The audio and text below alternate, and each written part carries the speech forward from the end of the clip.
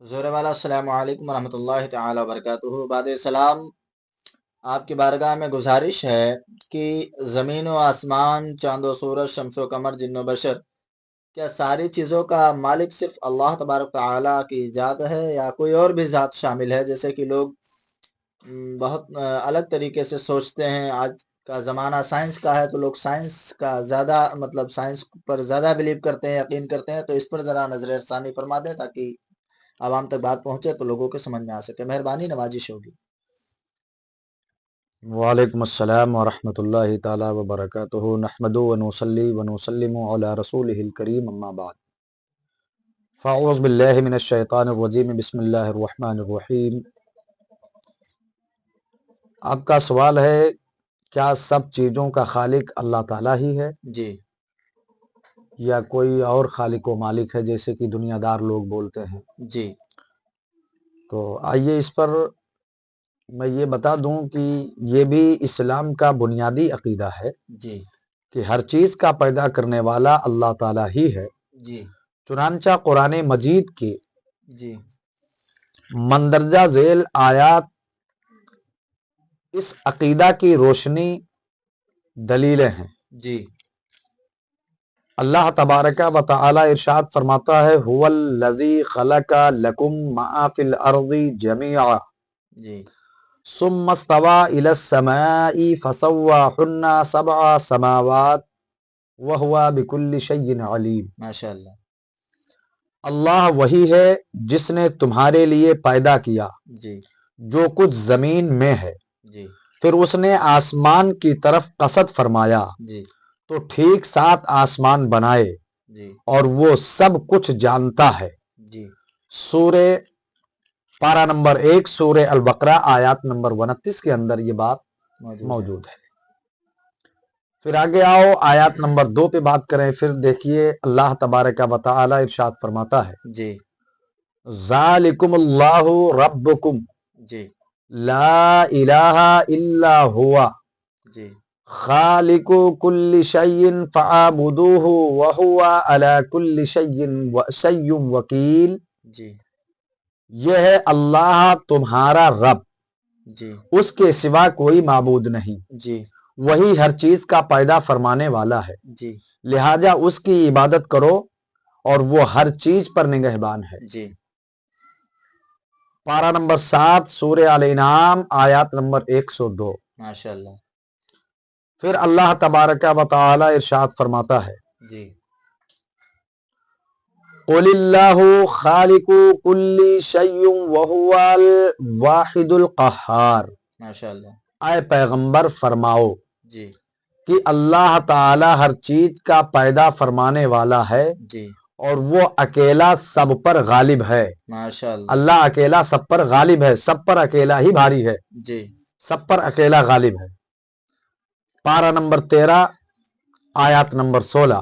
جی مذکورہ بالا آیات مقدسہ اور دوسری بہت سی آیاتیں جی اس اسلامی عقیدہ کو ثابت کرتی ہیں کہ اللہ تعالیٰ ہی ہر چیز کا خالق حقیقی ہے، جی کہ اس نے اپنی ذاتی قدرت و اختیار سے تمام چیزوں کو پیدا فرمایا ہے۔ جی بے شک۔ خدا کے سوا دوسروں کو اگر کسی چیز کا پیدا کرنے والا کہا جاتا ہے، جی مثلا حضرت عیسیٰ علیہ السلام نے اپنی تقریر میں اپنے معجزات کو بیان کرتے ہوئے فرمایا اخلق لکم من الطین کہیئۃ الطیر فانفخ فیہ فیکون طیرا باذن اللہ۔ جی میں تمہارے لیے مٹی سے پرندے کی صورت پیدا کرتا ہوں، جی پھر اس میں پھونک مارتا ہوں جی تو وہ فوراً پرند ہو جاتی ہے جی اللہ کے حکم سے۔ پارہ نمبر 3 سورہ آل عمران آیات نمبر 49۔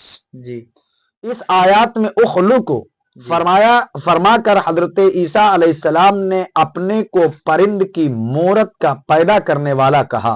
جی تو اس طرح کی محاورات کا یہ مطلب ہوتا ہے، اس طرح کی محاورات کا یہ مطلب ہوتا ہے کہ انہوں نے خدا کی دی ہوئی قدرت اور اس کے عطا کیے ہوئے علم و ہنر سے اس چیز کو بنایا ہے، جی اور خود وہ بنانے والا اور اس کی قدرت اور اس کا علم و ہنر سب کا خالق حقیقی اللہ تعالیٰ ہی ہے، جس نے اپنی ذاتی قدرت و اختیار سے سب کچھ اور سب چیزوں کو پیدا فرمایا ہے۔ ماشاءاللہ۔ تو اگر خدا کے غیر کو کسی چیز کا پیدا کرنے والا کہہ دیا جائے تو اس کا یہی مطلب ہوگا کہ جو حضرت عیسیٰ علیہ السلام کے کلام کا مطلب ہے، جو آپ سمجھ چکے کہ اس نے اللہ تعالیٰ کی دی ہوئی طاقت اور اس کے عطا کیے ہوئے علم و ہنر سے اس چیز کو بنایا ہے، ورنہ ہر چیز کا خالق حقیقی اللہ تعالیٰ ہی ہے۔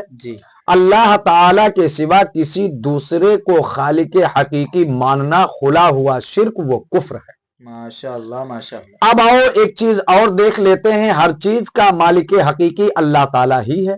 جی ماشاءاللہ۔ اسلام کا یہ بھی بنیادی عقیدہ ہے کہ حقیقی طور پر ہر چیز کا مالک صرف اللہ تعالیٰ ہی ہے۔ دنیا میں جو لوگ جن جن چیزوں کے مالک کہلاتے ہیں یہ لوگ مجازی طور پر مالک کہلاتے ہیں، کیونکہ اللہ تعالیٰ کے عطا فرما دینے سے وہ مالک ہوئے ہیں، ورنہ حقیقتاً ان چیزوں اور ان کے مالکوں کا مالک حقیقی تو اللہ تعالیٰ ہی ہے۔ ماشاءاللہ۔ اس مضمون کی بھی چند آیات مبارکہ پڑھ لیجئے۔ وَلِلَّهِ مُلْكُ السَّمَاوَاتِ وَالْأَرْضِ وَمَا بَيْنَهُمَا يَخْلُقُ مَا يَشَاءُ وَاللَّهُ عَلَى كُلِّ شَيْءٍ قَدِيرٌ۔ ماشاءاللہ۔ اور اللہ ہی کے لیے ہے سلطنت آسمانوں اور زمین، اور ان دونوں کے درمیان کی جو چاہے پیدا کرتا ہے، اور اللہ سب کچھ کر سکتا ہے۔ ماشاءاللہ۔ پارہ نمبر 6 سورہ المائدہ آیات نمبر 17۔ ماشاءاللہ۔ الا ان للہ ما فی السماوات والارض، اللہ تعالیٰ ارشاد فرماتا ہے سن لو بے شک اللہ ہی کا ہے جو کچھ آسمانوں اور زمینوں میں ہے۔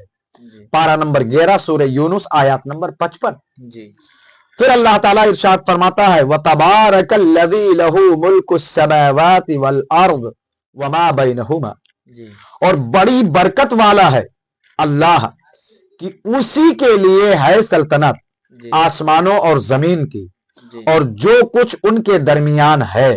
پارہ نمبر 25 آیات نمبر 85۔ آیات مذکورہ بالا اور دوسری بہت سی آیتوں کا حاصل مطلب یہی ہے کہ زمین و آسمان اور ان دونوں میں جو کچھ ہے اور عالم امر اور عالم خلق غرض کی تمام کائنات اور ساری مخلوقات کا مالک خالق و مالک حقیقی اللہ تعالیٰ ہی ہے۔ جو شخص اللہ تعالیٰ کے سوا دوسرے کسی کو کسی چیز کا بھی مالک حقیقی سمجھے یا کہے تو وہ مشرک ہے۔ ماشاءاللہ ماشاءاللہ۔ ہاں اللہ تعالیٰ نے اپنے فضل و کرم سے اپنے بندوں کو بہت سی مالوں اور سامانوں کا مالک بنا دیا ہے، ماشاءاللہ۔ اور اپنے محبوب بندوں یعنی انبیاء کرام علیہم السلام و اولیاء اعظام کو بے شمار اختیارات دے کر زمین کے خزانوں کا مالک بنا دیا ہے۔ ماشاءاللہ۔ یعنی اختیار بھی اللہ نے دیا ہے اور مالک بھی اللہ ہی نے بنایا ہے۔ یہ مت سمجھ لینا کہ اپنے آپ بنے ہیں، بنا دیا ہے، مگر ان میں سے کوئی بھی کسی چیز کا مالک حقیقی نہیں ہے، بلکہ تمام بندوں کا اور ان کی ملکیت میں جو کچھ بھی ہے سب کا مالک حقیقی اللہ تعالیٰ ہی ہے۔ الغرض قرآن و حدیث میں جہاں بھی اللہ کے سوا دوسروں کو مالک کہا گیا ہے اس سے مراد ہر جگہ مالک مجازی ہے، جس کی ملکیت اور مالکیت اللہ تعالیٰ کی عطا فرمانے سے ہے،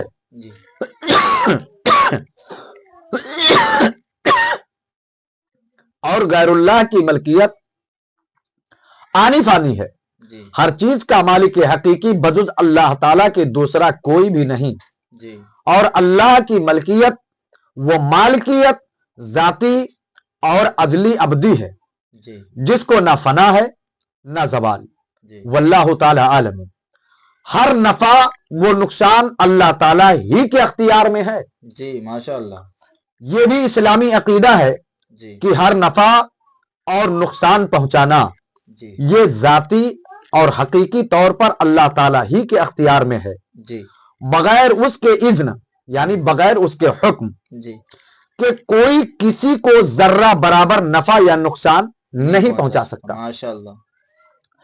بظاہر دیکھنے میں لوگ ایک دوسرے کے نفع یا نقصان پہنچایا کرتے ہیں یا بعض چیزیں نفع یا نقصان پہنچایا کرتی ہیں، تو اس قسم کا نفع یا نقصان پہنچانا یہ سب اللہ تعالیٰ کی دی ہوئی قدرت و تاثیر اور اس کے اذن و حکم سے ہوا کرتا ہے جی۔ لیکن حقیقی اور ذاتی طور پر نفع یا نقصان پہنچانا یہ اللہ کی صفت خاصہ ہے جی۔ جو اسی کے قبضہ و اختیار میں ہے۔ جی۔ اللہ تعالیٰ کے سوا دوسرا کوئی اس طرح کے نفع و نقصان پہنچانے کا اختیار نہیں رکھتا۔ جی۔ قرآن مجید میں اللہ تعالیٰ کا ارشاد ہے۔ جی۔ اللہ تعالیٰ ارشاد فرماتا ہے، جی۔ اے پیغمبر آپ فرما دیجئے۔ جی۔ میں یہاں سے قرآن کی آیات نہ پڑھ کر کے صرف حوالہ دے کے گزرنا چاہوں گا کیونکہ بات لمبی ہو جاتی ہے۔ جی۔ اے پیغمبر آپ فرما دیجئے کہ میں اپنی جان کے نفع و نقصان کا خود مختار نہیں، جی۔ مگر جو اللہ چاہے۔ جی۔ پارہ نمبر 9 سورہ الاعراف آیات نمبر 188۔ جی۔ پھر اللہ تبارک و تعالی اور آگے ارشاد فرماتا ہے، جی۔ اور اگر اللہ تجھے کوئی تکلیف پہنچائے تو اس کا کوئی ٹالنے والا نہیں جی۔ اس کے سوا، جی۔ اور اگر تیرا بھلا چاہے تو اس کے فضل کو روکنے والا کوئی نہیں، اسے پہنچاتا ہے اپنے بندوں میں جسے چاہے، جی۔ اور وہی بخشنے والا مہربان ہے۔ جی۔ پارہ نمبر 11 سورہ یونس آیات نمبر 107۔ جی۔ ماشاءاللہ۔ الحاصل جہاں جہاں قرآن و حدیث میں یہ آیا ہے جی۔ کہ ہر نفع و نقصان اللہ تعالی ہی کے اختیار میں ہے، جی۔ اس سے مراد یہی ہے کہ ذاتی طور پر در حقیقت ہر نفع و نقصان کا مالک حقیقی اللہ تعالی ہی ہے۔ جی۔ اور جہاں جہاں قرآن و حدیث میں یہ آیا ہے جی۔ کہ خدا کے غیر دوسروں نے نفع یا نقصان پہنچایا، جی۔ تو اس سے یہی مراد ہوتا ہے کہ اللہ تعالیٰ کی عطا اور اس کی اذن یعنی حکم سے جی۔ دوسروں نے نفع یا نقصان پہنچایا۔ جی۔ جو یہ کہے کہ اللہ تعالیٰ کی طرح کوئی دوسرا بھی حقیقی طور پر نفع یا نقصان کا مالک ہے، جی۔ وہ بلا شبہ یقیناً مشرک ہے۔ ماشاءاللہ۔ اور جو یہ کہے کہ اللہ تعالیٰ کے سوا دوسرا کوئی بھی کسی طرح کا نفع و نقصان نہیں پہنچا سکتا، جی۔ وہ بھی اعلیٰ درجے کا گمراہ بدعقیدہ ہے۔ جی۔ ماشاءاللہ۔ کیونکہ قرآن کی بہت سی آیتوں سے ثابت ہے کہ اللہ کے سوا دوسرے لوگوں سے بھی نفع و نقصان پہنچ سکتا ہے، اور لوگ ایک دوسرے کو نفع و نقصان پہنچاتے رہتے ہیں۔ جی۔ مثلا قرآن مجید میں ہے اللہ تبارک و تعالی ارشاد فرماتا ہے، جی۔ آباؤکم و ابناؤکم جی۔ لا تدرون ایہم اقرب لکم نفعا۔ جی۔ ماشاءاللہ۔ تمہارے باپ اور بیٹے تمہیں کچھ نہیں معلوم جی۔ کہ ان میں سے کون تم کو نفع پہنچانے میں زیادہ قریب ہے۔ جی۔ پارہ نمبر 4 سورہ نساء آیات نمبر 11۔ جی۔ دوسری آیات میں اللہ تبارک و تعالی ارشاد فرماتا ہے، وَأَنزَلْنَا الْحَدِيدَ جی۔ فِيهِ بَعْثٌ شَدِيدٌ وَمَنَافِعُ لِلنَّاسِ، اور ہم نے لوہا اتارا، اس میں سخت آنچ اور لوگوں کے فائدے ہیں۔ پارہ نمبر 27 آیات نمبر 25۔ پہلی آیات میں باپ بیٹیوں کو نفع پہنچانے والا کہا گیا، جی۔ اور دوسری آیات میں لوہے کو نفع دینے والا کہا گیا۔ جی۔ اسی طرح ایک آیات میں فرمایا گیا کہ وَلَا يُضَارَّ كَاتِبٌ وَلَا شَهِيدٌ، جی۔ نہ کاتب ضرر پہنچائے نہ گواہ۔ جی۔ اس آیات میں کاتب اور گواہ کو ضار و نقصان پہنچانے والا فرمایا گیا۔ جی۔ حاصل کلام یہ ہے کہ قرآن کریم کی سب آیتوں پر نظر ڈالنے سے یہی نتیجہ نکلتا ہے جی۔ کہ حقیقی طور پر نفع و نقصان پہنچانے والا تو صرف اللہ تعالیٰ ہی ہے، جی۔ لیکن اللہ تعالیٰ کی عطا کی ہوئی قدرت اور اس کی اذن و حکم سے جی۔ خدا کے سوا دوسرے بھی نفع و نقصان پہنچا سکتے ہیں۔ جی۔ لہذا اس دوسری معنی کے اعتبار سے اگر کوئی یہ عقیدہ رکھے کہ محبوبان بارگاہ الہی یعنی انبیاء و شہداء و اولیاء اللہ کی دی ہوئی قدرت و طاقت اور اللہ کے اذن و حکم سے لوگوں کو نفع و نقصان پہنچاتے ہیں، تو یہ ہرگز اس میں نہ کوئی شرک ہے نہ کوئی گناہ، جی۔ بلکہ یہ عقیدہ بالکل قرآن کے مطابق ہے۔ جی۔ ہاں البتہ وہ لوگ सरासर गुमराही पर हैं जो ये कहते हैं कि अंबिया अलैहिमुस्सलाम और शुहदाए कराम व औलिया इज़ाम बिल्कुल मजबूर, महज और इंतहाई बेबस हैं कि किसी को किसी किस्म का कोई नफा व नुकसान नहीं पहुंचा सकते जी हालांकि इन मकबूलाने बंदों को खुदा की अता और उसके इज्न व हुक्म से बहुत से अख्तियारात हासिल हैं। जी लिहाजा खूब अच्छी तरह जहन नशीन कर लीजिए कि हकीकी तौर पर तो हर नफा व नुकसान का मालिक सिर्फ अल्लाह ताला ही है, जी लेकिन अल्लाह ताला की दी हुई ताकत व कुदरत और उसके हुक्म से खुदा के सिवा दूसरे लोग भी नफा व नुकसान पहुंचा सकते हैं। माशाअल्लाह। चुनांचा यही अहले सुन्नत व जमाअत का अकीदा है कि अंबिया अलैहिमुस्सलाम और खासान खुदा लोगों को नफा व नुकसान पहुंचाते रहते हैं। जी ये वो हकीकत है कि दुनिया में कोई इसका इनकार नहीं कर सकता। जी अल्लाह ताला हर एक को समझने और हक को जानने और हक को मानने की तौफीक अता फरमाए। आमीन आमीन या रब्बल आलमीन। अब आओ जरा एक बात और देख लें जी कि मुसीबत टालने वाला बिलजात अल्लाह ताला ही है। जी ये इस्लाम का मुसल्लमा अकीदा है जी कि मुसीबत टालने वाला और बंदों की मदद फरमाने वाला बिलजात अल्लाह ताला ही है। मंदरजा जेल आयातों का बगौर पढ़िए जी और उस पे देखिए। अल्लाह तबारक व तआला कुरान पाक में इरशाद फरमाता है, और अगर तुझे कोई बुराई पहुंचे तो उसके सिवा उसका कोई दूर करने वाला नहीं, और अगर तुझे भलाई पहुंचे तो वो सब कुछ कर सकता है। माशाअल्लाह। पारा नंबर 7 सूरह अल इनाम आयत नंबर 17।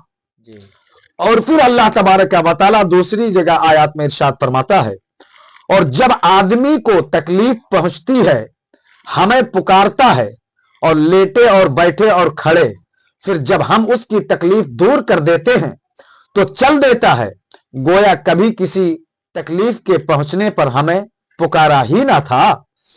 पारा नंबर 11 सूरह यूनुस आयत नंबर 12। मज़कूरा दोनों आयतों से साबित होता है कि मुसीबतों को टाल देना सिर्फ अल्लाह ताला ही के अख्तियार में है, जी और अल्लाह के सिवा कोई दूसरा मुसीबतों को टालने वाला नहीं है। जी गैरुल्लाह भी मुसीबत को टाल सकते हैं या नहीं, जी इस पर भी थोड़ी गुफ्तगू समात करें। जी मज़कूरा बाला आयतों के सिवा कुरान मजीद की दूसरी आयतें ऐसी भी हैं जिनसे साबित होता है कि यकीनन खुदा के सिवा दूसरे भी मुसीबतों को टाल देते हैं। कुरान मजीद में है, अल्लाह ताला इरशाद फरमाता है, या अय्युहन नबिय्यु हस्बुकल्लाहु व मन इत्तबाअका मिनल मुमिनीन।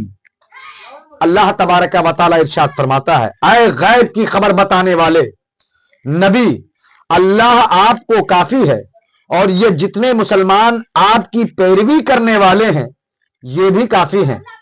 पारा नंबर 10 सूरह अनफाल आयत नंबर 64 के अंदर ये बात दर्ज है। जी फिर आओ इन आयत करीमा, और ये आयत करीमा ऐलान कर रही है जी कि मुसीबतों को टालने में अल्लाह ताला अपने नबी को काफी है, और मोमिनीन भी दफाए मसायब में रसूल को काफी हैं। इस आयत का साफ और सरीह मतलब यही है कि मोमिनीन भी मुसीबतों को दफा करते हैं। अब दूसरी जगह अल्लाह इरशाद फरमाता है, फ़इन्नल्लाह हुवा मौलाहु व जिब्रीलु व सालिहुल मुमिनीन वल मलाइकतु बअदा ज़ालिका ज़हीर। बेशक अल्लाह अपने नबी का मददगार है, और जिब्राइल और नेक मोमिनीन और उसके बाद फरिश्ते मदद पर हैं। उसके बाद नेक मोमिनीन और उसके बाद फरिश्ते मदद पर हैं। पारा नंबर 28 सूरह तहरीम आयत नंबर 4 के अंदर यह बात दर्ज है। यह आयत पुकार रही है कि अल्लाह ताला अपने नबी की मुश्किलात को दफा करने और मसायब को टाल देने में अपने नबी का मददगार है, और नेक मुसलमान और जिब्राइल अलैहिस्सलाम और दूसरे फरिश्ते नबी की मुश्किलात और शदायद मसायब को दफा करने में नबी के मददगार हैं। इस आयत का بھی یہی حاصل ہے کہ مومنین اور فرشتے بھی مصیبتوں کو دفع اور مشکلات کو دور کرتے ہیں، اور ظاہر ہے کہ مسلمان اور ملائکہ غیر اللہ اور خدا کے غیر ہیں۔ خلاصہ کلام یہ ہے کہ ان سب آیتوں کو ایک ساتھ نظر میں رکھنے کے بعد یہی نتیجہ نکلتا ہے کہ اپنی ذاتی قدرت و اختیار سے مصیبتوں کو ٹال دینا یہ تو اللہ تعالیٰ ہی کی صفت خاصہ ہے، لیکن اللہ تعالیٰ کی دی ہوئی طاقتوں اور اس کے اذن و حکم سے مصیبتوں کو ٹال دینا یہ خدا کے خاص بندے مثلا ملائکہ اور انبیاء و اولیاء اور شہداء وغیرہ بھی کر سکتے ہیں۔ اس لیے خوب سمجھ لیجئے کہ جو لوگ انبیاء و اولیاء اور شہداء کو دافع البلاء اور مصیبت ٹالنے والا مانتے اور کہتے ہیں، ان لوگوں کی مراد یہی ہے کہ یہ لوگ اللہ تعالیٰ کی دی ہوئی طاقت اور اس کے اذن و حکم سے مصیبتوں کو ٹال دیتے ہیں۔ اس لیے ہرگز ان لوگوں کو مشرک نہیں کہا جا سکتا۔ مشرک وہی ہوگا جو یہ عقیدہ رکھے کہ اللہ تعالیٰ کی طرح انبیاء و اولیاء بھی اپنی ذاتی قدرت و اختیار سے مصیبتوں کو ٹال دیا کرتے ہیں۔ یہ عقیدہ رکھنے والا چونکہ غیر خدا کو خدا کی صفت خاصہ میں شریک ٹھہراتا ہے، اس لیے یقیناً مشرک ہو جائے گا۔ ذاتی قدرت اور عطائی قدرت دونوں کو نظر میں رکھنا اور ذاتی قدرت کو خداوند تعالیٰ کی صفت خاصہ ماننا اور عطائی قدرت کو غیر اللہ کی صفت خاصہ قرار دینا لازم و ضروری ہے۔ جس طرح ذاتی قدرت کو غیر اللہ کے لیے ثابت کرنے والا مشرک ہے، اسی طرح عطائی قدرت کو خدا کی صفت ماننے والا بھی مشرک ہے۔ حقیقی موحد اور سچا مسلمان وہی ہے جو ذاتی قدرت کو اللہ تعالیٰ کی صفت مانے اور عطائی قدرت کو غیر اللہ کی صفت مانے، جیسا کہ اہل سنت و جماعت کا عقیدہ ہے۔ اب ماتر بالذات شفا دینے والا اللہ تعالیٰ ہی کی ذات ہے۔ آخری پوائنٹ پر بات سنیں گے۔ بیماروں کو بالذات یعنی اپنی ذاتی قدرت و طاقت سے شفا عطا فرمانا یہ اللہ تعالیٰ کے سوا کسی دوسرے کے اختیار میں نہیں ہے۔ جو یہ عقیدہ رکھے کہ اللہ تعالیٰ کے سوا دوسرے بھی بالذات شفا دیتے ہیں تو وہ مشرک ہے، کیونکہ بالذات یعنی اپنی ذاتی قدرت و اختیار سے شفا عطا فرما دینا یہ اللہ تعالیٰ ہی کا خاص صفت ہے، لہذا جو غیر خدا کے لیے یہ صفت ثابت کرے گا وہ مشرک ٹھہرے گا۔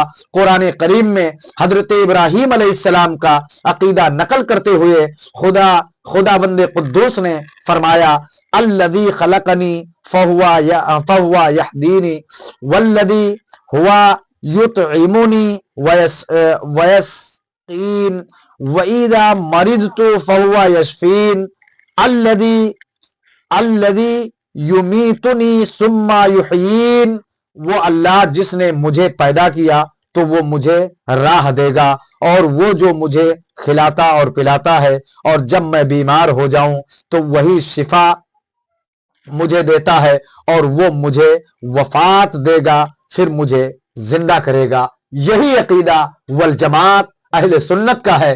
میرا یہ ویڈیو بنانے کا مقصد صرف یہ رہا کہ جو لوگ ہمارے سنی بھائیوں کو یہ کہہ دیتے ہیں کہ تم قبروں پہ جاتے ہو، تم ولی کی بارگاہ میں جاتے ہو، تم قبر پجوا ہو، میں ان سے یہ کہنا چاہوں گا کہ یہ کسی کتاب کے اندر آپ نہیں دکھا سکتے کہ قبر پہ جانے سے انسان مشرک ہو جائے گا، یا قبر پہ جا کر کے، اور وہ بات میں عرض کر چکا ہوں کہ انسان ہمارے جاہل عوام جو ہے وہ نہیں جانتے کہ قبروں کے اوپر حاضری کیسے دی جانی چاہیے، تو وہ کچھ غلطیاں کر بیٹھتے ہیں۔ لہذا میں یہ بتانا چاہوں گا قبر پہ جانا بھی شرک نہیں ہے، اور اگر قبر والے سے، اللہ کے محبوب بندے سے، صدیقین سے، شہداء سے، صالحین سے، مومنین سے، اولیاء کاملین سے، تابعین سے، اور ائمہ کرام سے، مجتہدین سے، اور پھر رہی بات صحابہ کرام سے اور شہداء اسلام سے، اگر یہ کوئی توقع رکھے